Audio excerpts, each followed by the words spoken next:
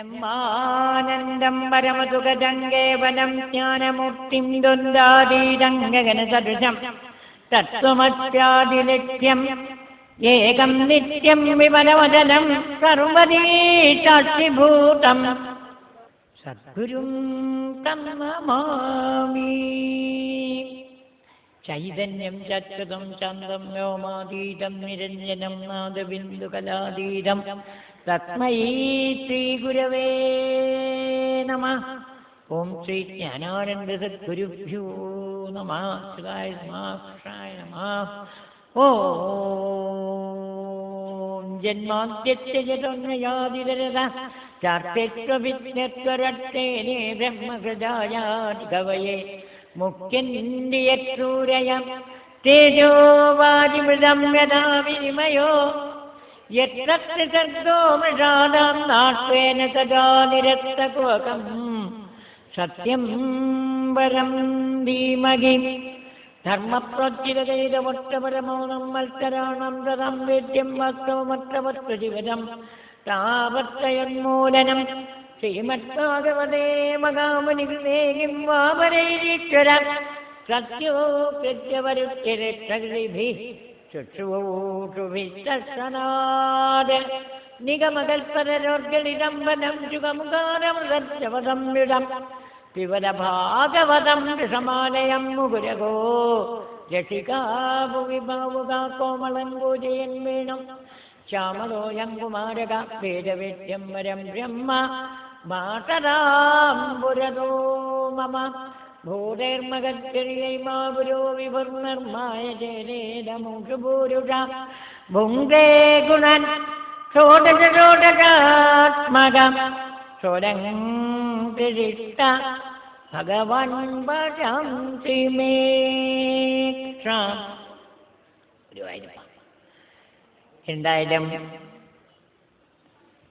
കുറച്ചൊരു കമ്പ്യൂട്ടറിൻ്റെ കമ്പൊക്കെ വിട്ടുണ്ട്. അതുകൊണ്ടാണ് ബ്രഹ്മാനന്ദം എന്നുള്ളത് മുഴുവനേക്കാൻ പറ്റില്ല. ആ ഒരു പെട്ടെന്ന് പോയി. അതാ സദ്ഗുരും തം നമാമി. ഇടയ്ക്ക് ഷോർട്ട് സർക്യൂട്ട് എല്ലാത്തിനും പറ്റൂല. എന്താ ചെയ്യാം അല്ലേ? അതായിരിക്കാം. എന്തായാലും നാരായണീയം 1ാമത്തെ ദിവസം കഴിഞ്ഞു. ഭാഗവതത്തിലെ പോലെ തന്നെ 3 സ്കന്ധങ്ങളെ കൊണ്ട് ഭാഗവതത്തിലെ 3 ദശകം കൊണ്ട് ഭാഗവതത്തിലെ 2 സ്കന്ധത്തിന്റെ പൂർണ്ണമായിട്ടുള്ള ഭാവവും 20 ശ്ലോകത്തില്. ഇപ്പം എന്താ കോളേജിലൊക്കെ ഒരു ഏർപ്പാടുണ്ട്. എന്താ റൈറ്റിംഗ് പണ്ടേ ഉള്ളൂ അല്ലേ? കൃഷി റൈറ്റിംഗ് എന്നും പറഞ്ഞു അല്ലേ? ഒരു വലിയ അധ്യായമാണ് കൊടുത്തിട്ട് ഒരു 250 വാക്കിലത് ചുരുക്കി എഴുതൂന്നും പറഞ്ഞിട്ട്. അതുപോലെ വ്യാസൻ വിരചിച്ച മഹാഭാരതം എത്ര വർണ്ണിച്ചാലും വായിച്ചാലും വീട്ടില് പഠിച്ചാലും മുഴുവൻ മനസ്സിലാവില്ല. ആ ഭാഗവതമാണ് 2 ദശകത്തില് 10-20 ശ്ലോകങ്ങളിൽ കൂടെ നായപ്പത്തൂര് ഭംഗിയായിട്ട് വർണ്ണിച്ചത്. അദ്ദേഹം ശരിക്കും അപ്പൊ ആദ്യം ഒരു തത്വം ഭാഗവതത്തിൽ വിട്ടുപോയിട്ടില്ല. ഭാഗവതത്തിൽ പറയേണ്ട തത്വങ്ങളൊക്കെ വളരെ ഭംഗിയായിട്ട് ഭക്തി ധാരാളം ഇല്ലേ? എന്താ അവസാനത്തെ പവനപുരപദേ കൃഷ്ണ കാരുണ്യസിന്ധോ ഒറ്റ വിളി മതി ഇല്ലേ? ഗുരുവായൂരപ്പൻ തിരുനക്കരയ്ക്ക് ടിക്കറ്റ് എടുത്ത് അപ്പ കയറും ബസ്സില്.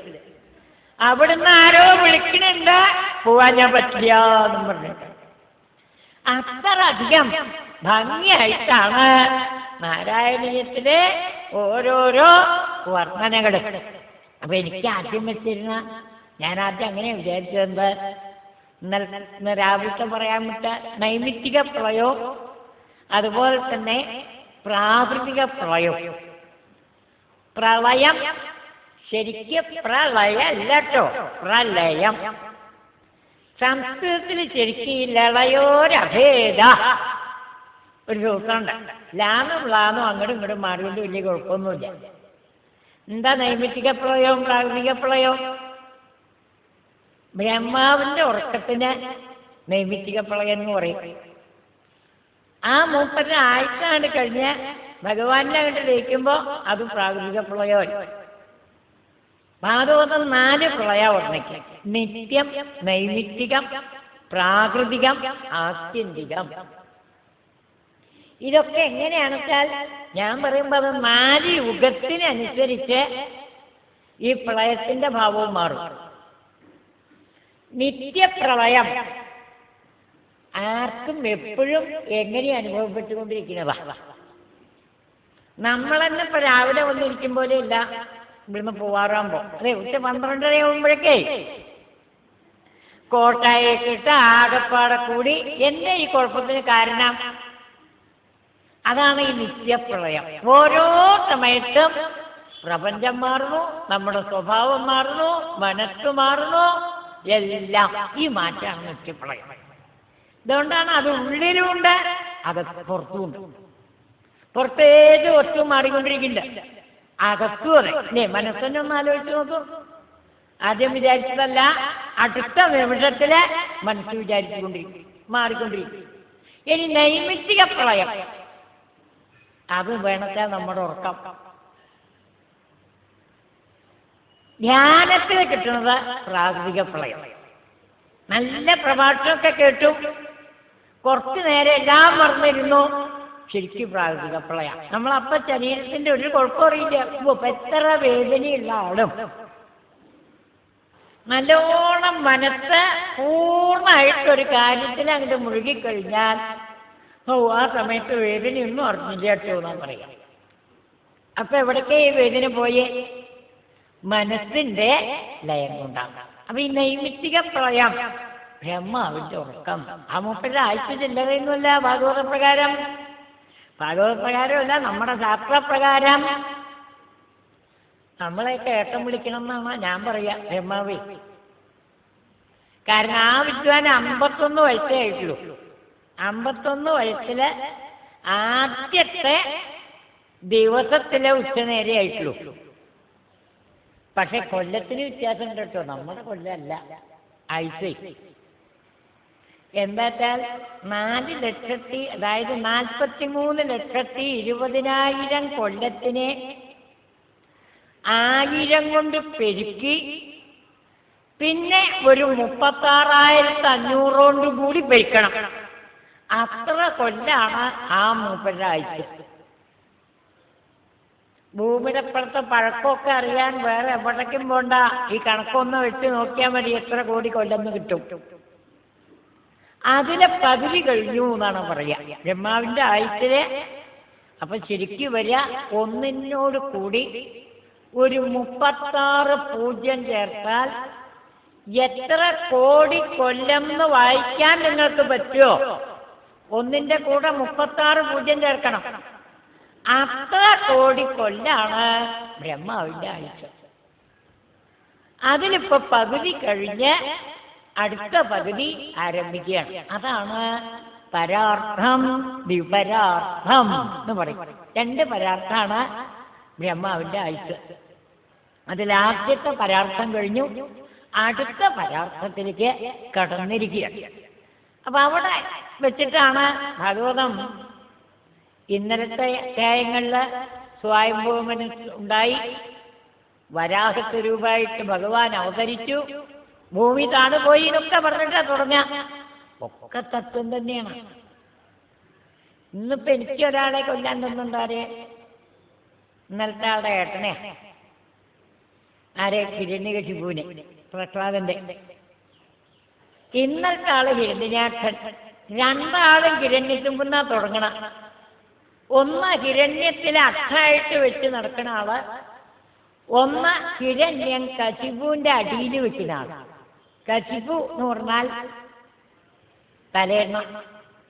തലേണ്ണയുടെ അടിയിൽ താക്കോല് വെക്കുന്ന സാധനങ്ങളെയാണ് എന്താന്ന് പറയാ? ഹിരണ്യകശിപു. എപ്പോഴും തന്റെ ഇന്ദ്രിയങ്ങൾക്ക് അനുഭവിക്കാൻ കിട്ടുന്ന നോക്കി നടക്കുന്ന സാധനങ്ങളെയാണ് ഇന്നലെ കൊന്നാളായിട്ട് ആര്? ഹിരണ്യാക്ഷൻ. ഹിരണ്യത്തിലെ അക്ഷങ്ങളായിട്ട് നടക്കുന്ന ആൾ. അക്ഷം എന്ന് പറഞ്ഞാൽ ഇന്ദ്രിയം എന്നർത്ഥം. അവ എപ്പോഴും എന്ത് കിട്ടും എന്ന് വിചാരിച്ച് കർമ്മം ചെയ്യുന്നവരാണ് ഹിരണ്യാക്ഷൻ. യജ്ഞാവതാരത്തില് യജ്ഞം യത്നം ഇത് രണ്ടും തമ്മിലും വലിയ വ്യത്യാസമില്ല, ഒരക്ഷരത്തിന്റെ ചെറിയ വ്യത്യാസമുള്ളൂ അല്ലേ. യത്നം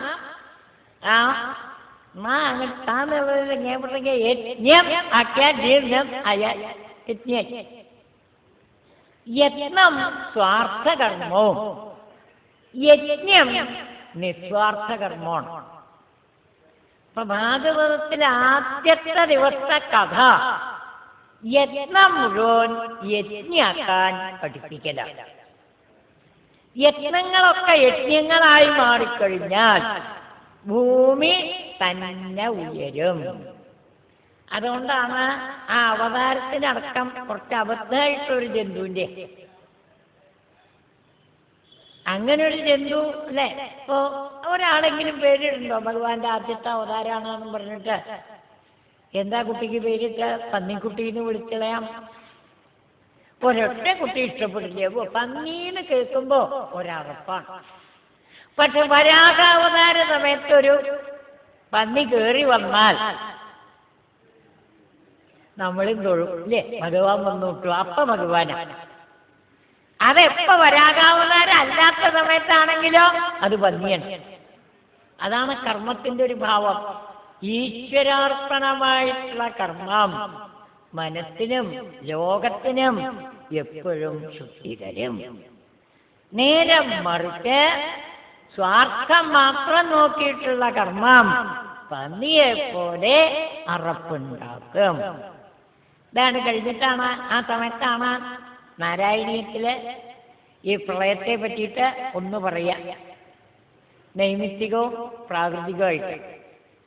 അപ്പൊ ഇവിടെ ആ കൽപ്പത്തില് പ്രാകൃതിക കൽപ്പത്തില് ഭഗവാനിൽ ലയിച്ചു കിടന്ന ആ ബ്രഹ്മാവ് കാലത്തിന്റെ മാറ്റം കൊണ്ട് ഭഗവാന്റെ നാഭിന്നൊരു താമരപ്പൂവും ബ്രഹ്മാവും ഉണ്ടാവുകയാണ്.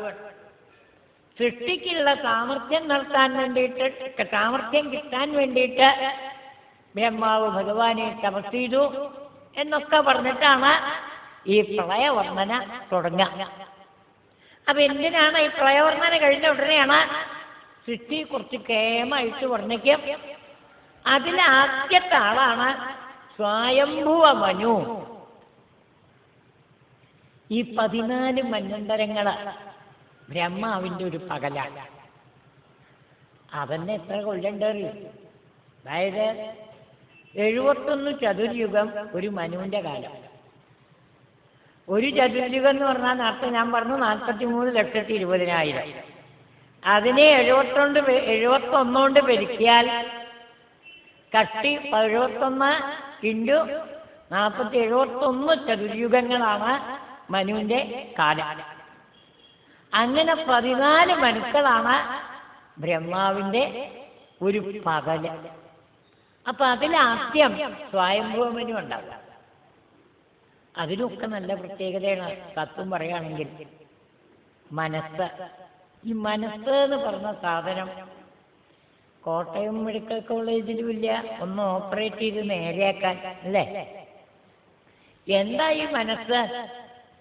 ആർക്കും അതിനെ പറ്റിയിട്ട് വലിയ പിടുത്തൊന്നും ഇപ്പോഴും കിട്ടിയിട്ടില്ല. സയൻസ് എന്തൊക്കെയോ പറയുന്നുണ്ടെങ്കിലും മനസ്സിന്റെ ആ ഭാവം എന്താണ്, ഘടന എന്താണ്, ആർക്കും അറിയാൻ കഴിഞ്ഞില്ല. അതുകൊണ്ടാണ് ആദ്യം ഉണ്ടാവുക സ്വയംഭൂമനു തന്നെ ഉണ്ടാവുന്നതാണ്. എന്താണ് ആർക്കും അറിയാനും കഴിയില്ല. പിന്നെയാണ് ഈ 14 മന്വന്തരങ്ങൾ വർണ്ണിക്കും ഭാഗവതത്തില് കാലത്തിന്റെ ശക്തിയില്. അതായത് ഒരു ദിവസം ബ്രഹ്മാവിന്റെ നമ്മുടെ മനസ്സും ശരിക്ക് വൈകുന്നേരം ആവുമ്പോഴേക്കും ഈ 14 മന്വന്തരത്തിൽ കൂടി മൂട്ടാം. ജീവിതം അതുപോലെ തന്നെയാണ്. രണ്ടാമത്തെ മന്വന്തരം എന്താ അറിയോ? സ്വയംഭൂമന് കഴിഞ്ഞാൽ സാരോജിഷന. സാരോജിഷൻ എന്ന് പറഞ്ഞാൽ എന്താ? മനസ്സുണ്ടായാൽ സ്വസ്മിൻ യാ രോചതി സ്വാരോജിഷ. തൻ്റെ ഉള്ളിലുള്ള അറിവ് മനസ്സിനോട് കൂടി ചേർന്ന് തനിക്ക് എന്താ നല്ലത് ചീത്താന്നൊക്കെ അന്വേഷിക്കാൻ തുടങ്ങിയാൽ ആരായി? സാരോജിഷ്ണായി. അങ്ങനെയാണ് ഈ 14 മന്വന്തരങ്ങളും. അപ്പം അതിലെ സ്വയംഭവ മന്വന്തരത്തിലെ സൃഷ്ടിയെപ്പറ്റി വർണ്ണിക്കുമ്പോഴാണ് ആദ്യം വരാഹാവതാരം, ഭഗവാൻ ഭൂമിയെ ഉയർത്തിക്കൊണ്ടുവന്നു എന്നൊക്കെ പറഞ്ഞ് ആ ഭൂമിയെ ഉയർത്തി ഭഗവാൻ അവിടെ വെച്ച് ഭഗവാനെ യജ്ഞസ്വരൂപിയായിട്ട് ദേവന്മാരും ഋഷിമാരും ഒക്കെ സ്തുതിച്ചു എന്നും പറഞ്ഞിട്ടാണ് ആദ്യത്തെ ദിവസത്തെ ഭാഗവതത്തിലെ കഥ അവസാനിപ്പിക്കുക. രണ്ടാമത്തെ ദിവസം ഈ നിഷ്കാമ കർമ്മം എങ്ങനെ ഇവിടെ ഉറയ്ക്കണം അതിനു വേണ്ടിയിട്ടാണ് ഭാഗവതത്തിലെ രണ്ടാമത്തെ ദിവസം ആദ്യം തുടങ്ങുക കപിലോപദേശത്തോട് കൂടിയിട്ടാണ്. ആ കാലത്തിന്റെ ശക്തിയെ പറഞ്ഞ് അപ്പൊ കാലത്തിന്റെ ശക്തിയിൽ ഇതിന് വ്യത്യാസങ്ങൾ വരും, സ്വാർത്ഥകർമ്മങ്ങൾ വർദ്ധിക്കും.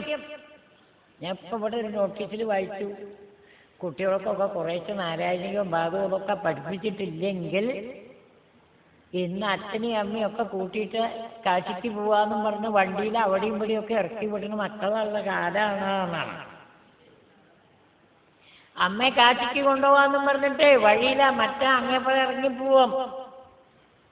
അതുണ്ടാവുന്നത് എന്തുകൊണ്ടാണെന്ന് വെച്ചാൽ ഈ സ്വാർത്ഥ കർമ്മങ്ങള് കൂടിക്കൊണ്ടാണ്. അതില്ലാണ്ടാക്കാനാണ് ഭാഗവതത്തില് കർമ്മഗതി. സൃഷ്ടിയെ വർണ്ണിച്ച് ഈ പുരാണ കഥകളൊക്കെ ചരിത്രമാവാം, നിഷേധിക്കാൻ പാടില്ല. അതേ സമയത്ത് നമുക്ക് നല്ല തത്വങ്ങളെ പഠിപ്പിക്കാൻ വേണ്ടിയിട്ട്.